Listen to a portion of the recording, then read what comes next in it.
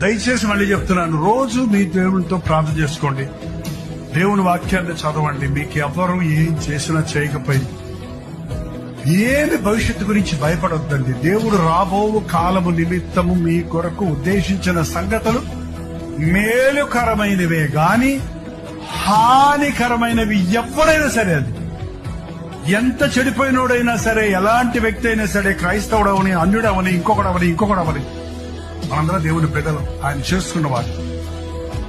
నువ్వు ఎరగక ముందే నిన్ను ప్రేమించిన ప్రభువు నీకు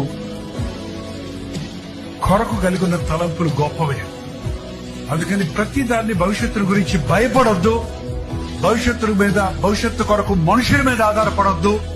నాకు డిగ్రీలుంటే బతికిపోతాను, నాకు డబ్బులుంటే బతికిపోతాను, నాకు ఇల్లు ఉంటే క్షేమంగా ఉంటాను, నాకు ఇతర దేశంకి వెళ్ళి సెటిల్ అయిపోతే నాకు ఇంకెవడు తొంట ఉండదు అనే ఆలోచనలతో మనుషులు నిండిపోతాడు.